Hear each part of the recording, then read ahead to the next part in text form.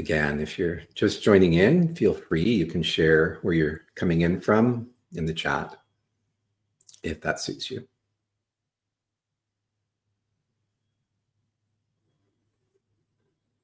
Wonderful.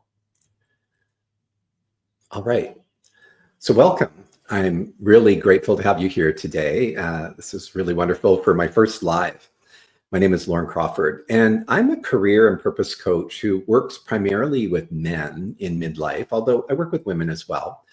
And what we want to do when we work together is help to reconnect with purpose. This is one of the things that sort of gets a little bit mixed up in the midlife transition, and realign with what matters, what really matters, and then design the second half of life with intention.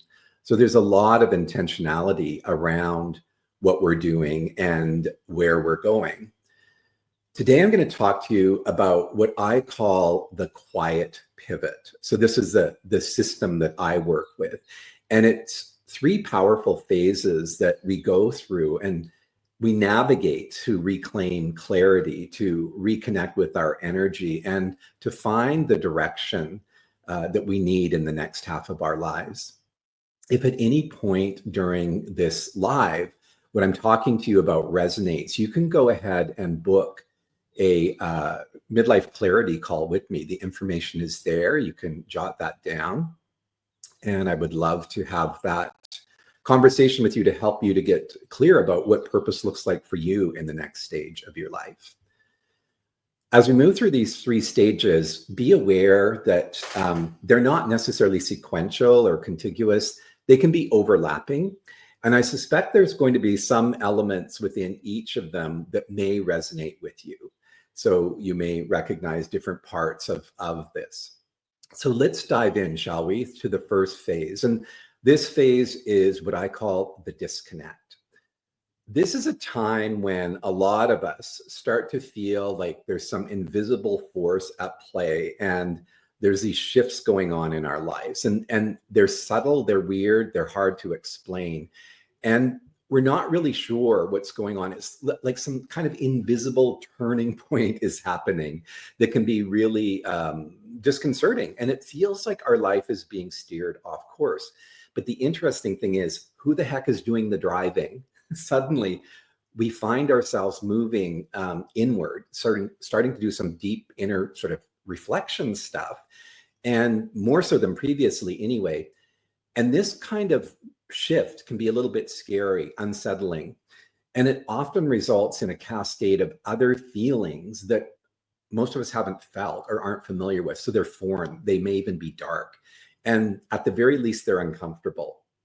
And in this journey, there's some underpinnings of it that are common to all of us, but it's also going to be very unique to you and what your experiences are. So commonalities, but also unique coloring or flavoring of each of our journeys. But where it kind of takes us is this realization that in some way, shape, or form, this whole thing isn't working anymore.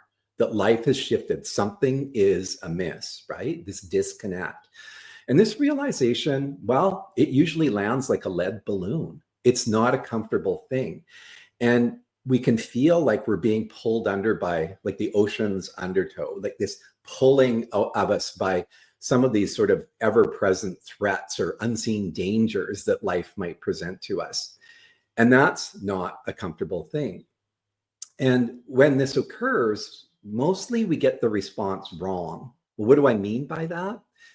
Oftentimes we just assume, well, I don't know what this is. I don't know what's happening, but it's going to pass. I know it will pass. And so we choose to ignore the feelings that are coming up. And we all know, hopefully, that the ignoring of feelings is something most of us men are pretty good at. And we're also not so great at identifying individual feelings either. So this thing is very, very perplexing. So what do? We tend to double down on the familiar. We double down on what we know because the familiar gives us comfort. The familiar makes us feel safe. So what are some of those things? Well, we may focus more intensely on career and just dive in even deeper. The irony there, the paradox, is that the career is oftentimes one of the things that's creating the most disconnect. The other thing that we may do in terms of familiar is routine, like really dive down hard and connect into our routines and just get really methodical about that stuff. And then the other thing that may happen is just some sort of surface level fixing, like we're rearranging the tabletop, which doesn't really change anything. But we think because we're working within the familiar, what feels safe and what feels comfortable, that we're going to be okay. But in choosing those options, we actually don't address, we don't name, we don't identify what is going on. What is this deep disconnect that I'm experiencing? When I experienced this myself, I was 2 decades into a career that I'd long since outgrown. I stayed there because it felt safe. I had that regular paycheck, I had the benefits, and I even had a pension waiting for me when it was all said and done. So I chose that. But let's be really clear. I felt stuck and I was miserable. You can ask my colleagues, right? People could feel that. But I wasn't in a financial place to walk away and start fresh. And nor did I in my early 50s feel like I had the energy to go into a whole career search mode. I just didn't feel that for me. It didn't feel like it was right. So I stayed. And effectively, I chose the easy paycheck over my disconnect. So rather than exploring my disconnect, I just stuck with what was familiar. I'd also become, sadly, estranged from my extended family. I hardly saw them. I wasn't very connected at all. And on a social level, I'd largely disengaged as well. There were 1 or 2 friends that I would see. But so there was a bigger thing going on. And while it was all going on, I did double down on the one thing that brought me a little bit of joy in my life and outside of the work stuff and the relationship challenges, which was teaching yoga. This had become a lifeline for me over a number of years. And I actually didn't know where it would lead, but I really felt deeply that it mattered, right? And the interesting thing about the yoga tradition is it teaches that we're always being drawn forward by an invisible force, like something is pulling us forward to where we're ultimately meant to be. And we can tap into that. And that's what I started to do. I started to sense that I was being drawn towards something. Long story short, I moved through this period and started to work in the area of coaching. I discovered coaching. I wouldn't have known that at the beginning. There was no way that coaching was even on the radar at any level. But I built a coaching program that largely targets men in midlife through the experiences that I was having and learning and growing from. And I wouldn't have foreseen that. But here's the thing. When we tap into deeper practices that aren't about all of the externalities, when we do this deep dive inward, we're able to identify possibilities that are outside of our normal boxes that we put ourselves in. So my coaching has helped lots of clients make significant changes in their lives. And Jason is a good example of that. He left a corporate role and knew that he didn't want to jump back into that life that had kind of burned him out. But he wanted that alignment for sure, but he wasn't clear on what that actually meant. So when we started to work together over a period, he recognized that the thing that he most resonated with and loved was helping others grow. So as an executive, working with people within his team to help them grow was really what lit him up and made him feel most vibrant. And so what he did was chose to target that. And rather than step back into the corporate environment as, an employee working within that structure, he became an executive coach. He decided that was the way in, that he was going to help people working from outside of those environs, but helping them to grow and become the best versions of themselves.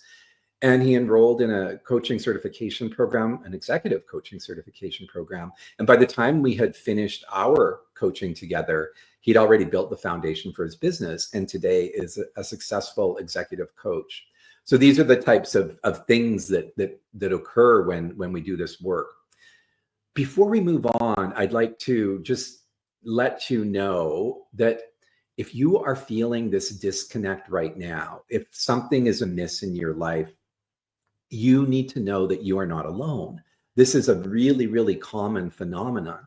And some men will choose just to ignore and to push through, but it is real. So I just want you to know that, and you're not alone. The other thing that I want you to understand fully is that you're not broken. So even though there's all of this unsettled energy, this uncertainty, you are not broken. Just be really, really clear about that. If you want to discuss this further and would like to sort of see what all of this could mean for you, you can go ahead and book a midlife clarity call with me. I'd love to have that conversation with you. Great. So let's move on to the next phase, which I call awareness. So here we are. We're in this messy situation. There's a lot of stuff going on. We're feeling all of these strange emotions. There's disconnection, and that may be conscious or unconscious. There's certainly uncertainty. That's something that's really clear. And then, so what happens is many men will resort to what they do best, and that is, I'm going to think my way through this situation. I'm going to use my rational, logical mind to figure this stuff out. And that makes sense. That's how we normally work, right? We're going to think our way through this stuff. And frankly, for many men, that's the main tool that they have in life is thinking, thinking, thinking. But I want to be really clear here that awareness is not the need for deeper and harder thinking. It's really about doing things differently. And those tools and frameworks that work for us in our 20s and 30s, they did such a good job. They're outdated now. They don't serve us so much in midlife. They were the things that helped us to figure out careers and set up our families and our assets, our homes, our properties, whatever the case may be. That's not what's needed now. Remember, this is a pivot. This is a pivot.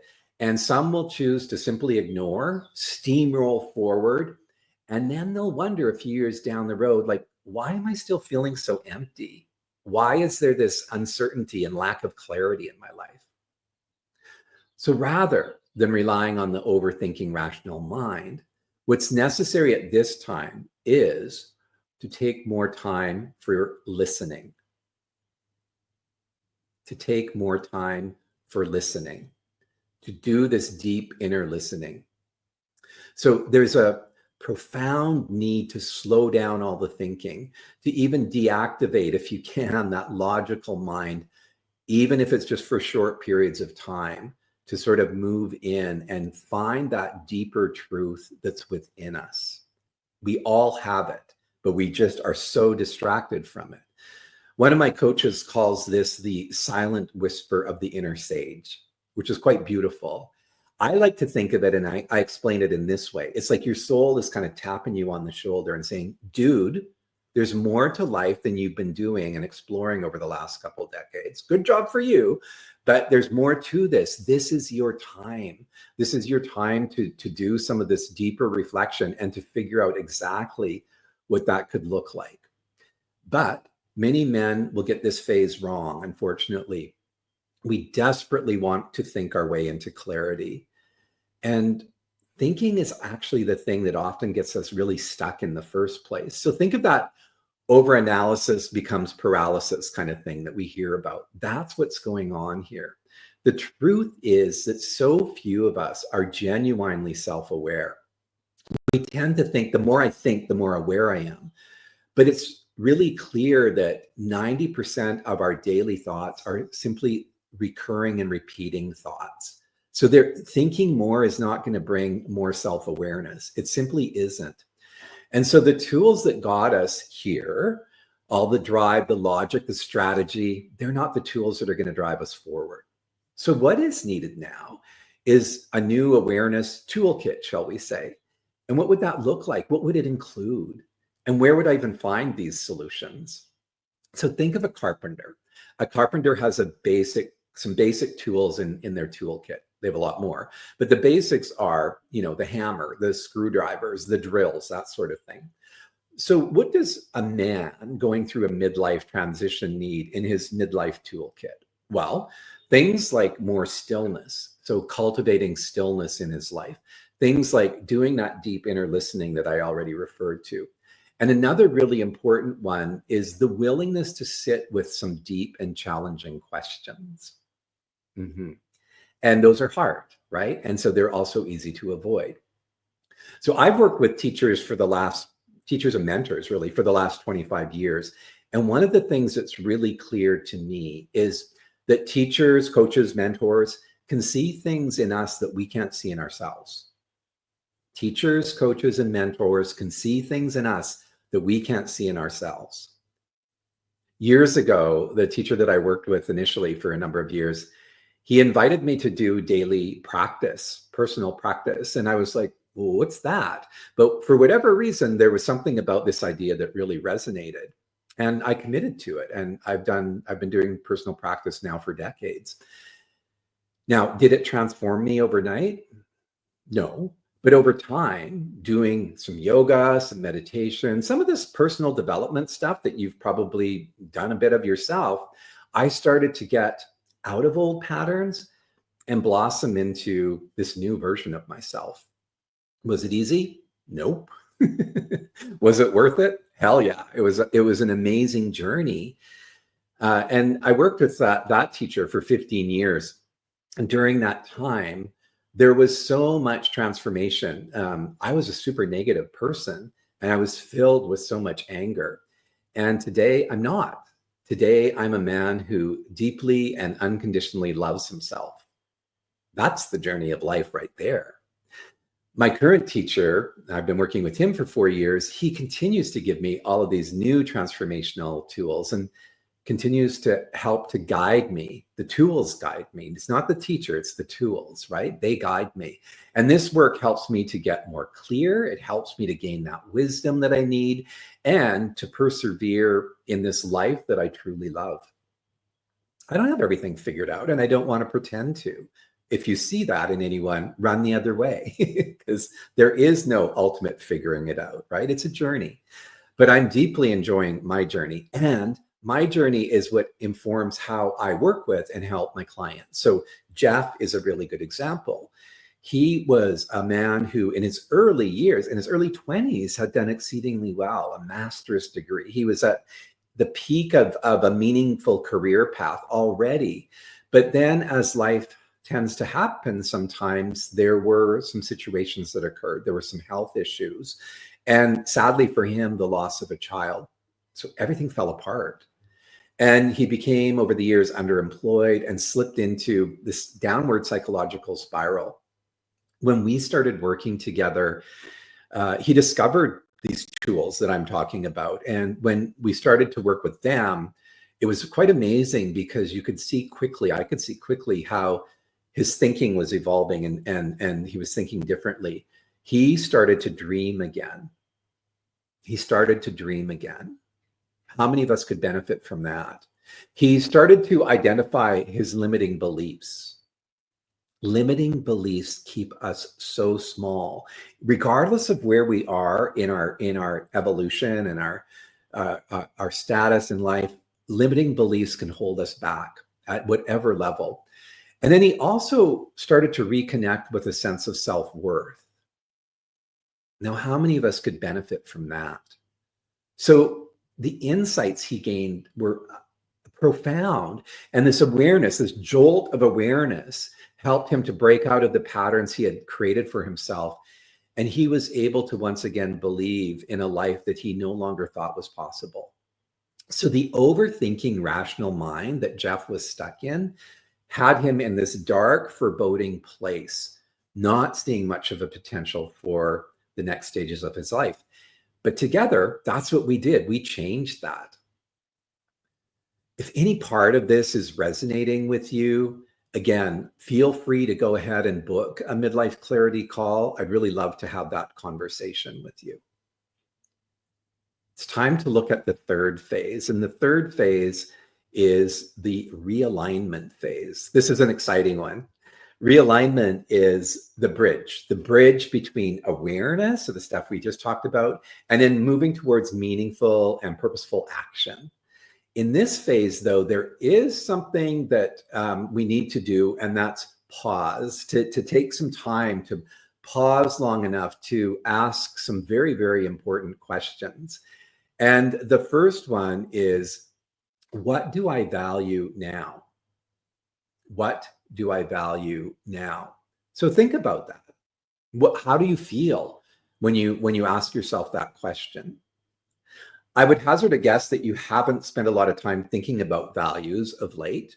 It's not something we ponder too often, but the values that were leading you and guiding you in your 20s and 30s and even into your 40s, I can assure you they've shifted. And there are no doubt some nascent, some new values coming up just as part of this midlife journey that you might not even be fully conscious of yet. So we want to do that exploration. We want to find out, what do I value now? So that's really an important reflection. The next question, or another question, is what are my true strengths? So strengths are interesting, right? Because some of them are pretty obvious, self-evident. And you may look at your career and you can say, well, I've received accolades and awards for X, and I've, gotten bonuses because of Y, and, I do really well with Z. But those are the obvious ones. I'd like you to think about, what are some of the strengths that maybe aren't front and center? These are the things that we want to tap into at this stage. Sometimes we might call those sort of softer skills, right? So think of Jason and wanting to up level others. That was this kind of value that he had, and a strength that he had in terms of lifting up others. So that to me would be like a softer skill. You have those as well. And I strongly believe that those strengths are the ones that are going to springboard us forward into the next stage of life that is really, really, rewarding and fulfilling. Here's another question. So what do I actually want moving forward? And maybe you're listening to this because this question is front and center for you right now. What do I actually want moving forward? It's a hard one. So some of you may have a total blank, and some may be further along the spectrum and have a few ideas. You might be over at the far end of the spectrum. It's like, yeah, I've sort of got, a really strong idea about where I want to go. If you're at that end, I'm just going to ask you to consider that thing that you might think you want to move forward to. Is that because of all of the success and strengths that you've had in the past? Because if so, what that might mean is you're going to end up in a similar situation as you are now, because you're not tapping into the deeper part of what you're looking for. Your soul is trying to lead you towards. There's a little caution there, right? So wherever you are on that spectrum, this is the work that we get to explore. So here's the thing. Without taking the time to do this important work, to do this reflection, we can end up creating a second act or a second stage of life that looks very much like the first. That was what I was alluding to. And when we do that, we end up with this, still moving forward with this sense of not being fulfilled, not having the satisfaction that we're seeking. We may have more external satisfaction, the stuff and all of that, but we may still end up feeling lost. And so we don't want necessarily to just replicate the past into the future. That may not be the thing that's going to bring us the ultimate fulfillment. That's not going to tap into the deeper purpose. So rather than exploring this phase, sometimes what men will do is they'll jump into sort of fixing what's going on externally.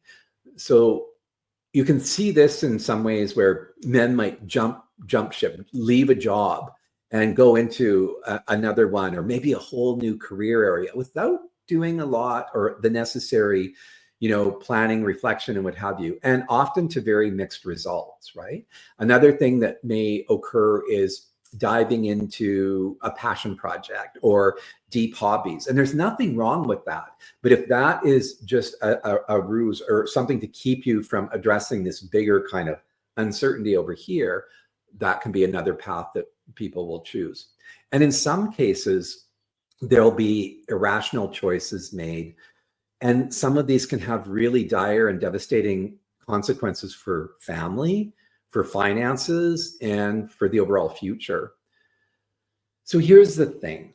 When the inner reset is skipped, when the stuff that I'm sharing with you is skipped, things can continue, well, they can look really messy for one thing, or they can continue to look sort of miserably familiar. So more of the same, that uncertainty, but kind of amplified. Realignment only works when it's driven from clarity. It only works when it's driven from clarity, not from external stuff. So remember, those tools that we've been talking about, they are essential to this journey. And when we skip the inner work, we find ourselves in these sort of repeating modes of disconnection over and over and over again. So aligning is all about your outer life. So all the things that we're doing, being, connecting to your inner truth. And let's be clear, there's really no short-circuiting this work. If you try to do a workaround, you're going to end up in a second half that's not as truly fulfilling as it could be. And I don't want that for you. I didn't really understand coaching in the early days. So I actually had a student who studied with me in the yoga world who was doing her executive coaching certification. And I was kind of perplexed. I really didn't know what that meant. I understood coaching in terms of athletics and stuff, but not this other stuff around mindset and the life and what have you. But in the final years of my career, before I ultimately left, I began exploring personal development stuff. I began listening to some of those thought leaders and getting inspired. And I even engaged in some of the personal growth frameworks that are out there. It all started to click. It all started to make more sense to me. And I realized that for decades of teaching yoga, of certifying yoga teachers, of working with them and others to figure out their dharma, their purpose, their life plan, that I was already a coach, just by another name. So I went ahead and I earned a few coaching certifications and launched my program, all the while working with my own coaches, being guided, right? That's important. My spiritual teacher, he's a coach in his own right. And what he's been helpful for is to bring for me a deeper, more holistic approach to the work that I do. It's based on the soul. It's based on deep inquiry. It's not just about structure and strategy. So there's a lot of folks out there who may call themselves be career coaches, but they're not going to have that deeper inner dimension that I bring to the equation. I keep doing the work. I keep doing my own evolving. My conviction is to strengthen who I am with every passing month and year in terms of how I can work, and my commitment to helping others realign with their truth. This is my passion. This is my dharma. This is why I'm on this earth. And I want to say something maybe a little bit provocative here. It's that if you look around at where we are as a society right now, it's a bit of a mess, right? And so what's helpful, what will be helpful is if more of us individuals do this deeper inner work and we be guided from what's drawing us from the inside, not from all the externalities, right? Because here's the thing, humanity is hungry for more light. Humanity needs people who are leading us forward, one person at a time, groups of people at a time, so that there is more lightness in this world, not so much bleak heaviness and darkness. So let's look at how an example of this vis-a-vis a client of mine. So she was a talented artist raised by two successful artist parents. And so she spent her life avoiding creating her own calling of being an artist, because there was this fear of criticism, having lived in the shadow of these successful artist parents. So she ended up in a career path that was unrelated to her passion. And eventually, I mean, that worked until it didn't work anymore. When we started working together, she was at that point where she realized that she needed to make a change. And so we worked together to help her reconnect with that creative spirit and to begin to claim a vision for the life that she truly, truly wanted. And as we worked together, it was quite astounding to see these barriers that she built up over the years start to break down. And as soon as that happened, literally within weeks, she had a studio rented. She was networking with other artists in the community. And most importantly, she rekindled the belief that her impact the impact her art could have on those who see it. Art is a means of changing people, transforming people. So that was a beautiful and very affirming awakening for the next chapter in her life. And that's an example of the gift of doing this deeper work, tapping in at a deeper soul-driven level. And we all have that, right? But it gets mixed up and confused because of our careers. It gets veiled and concealed because of our busy lives. We're disconnected from it because of all the external influences that are around us. So it's through no fault of our own. But to do this clarity work, we do need to use specific tools and practices. So what I implore of you, ask of you, beg of you is don't wait for clarity to show up on its own. Don't wait for it to show up on its own. You get to create it through aligned action. You get to create it through aligned action.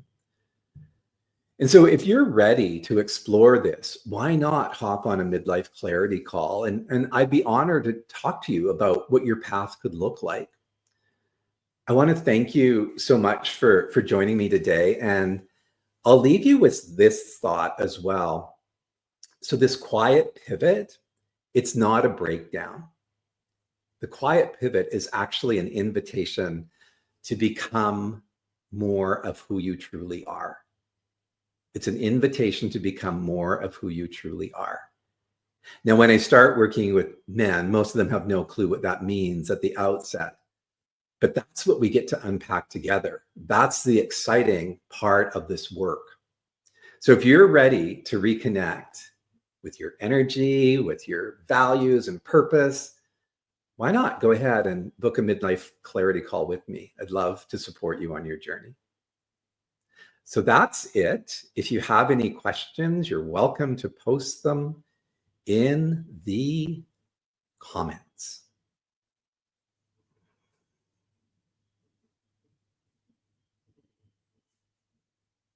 You're welcome. Got to thank you. You're welcome. Continue to follow me on my LinkedIn. We'll be doing lives more regularly, at least once a month. If you have any requests for content and what I could cover, let me know. Just hang out for another minute or two if there's other comments.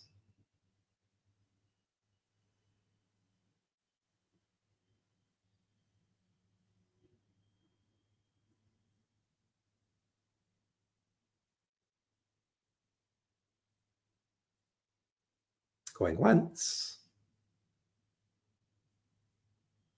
Going twice. And third time. All right. That's it. Have a great day. Talk to you soon.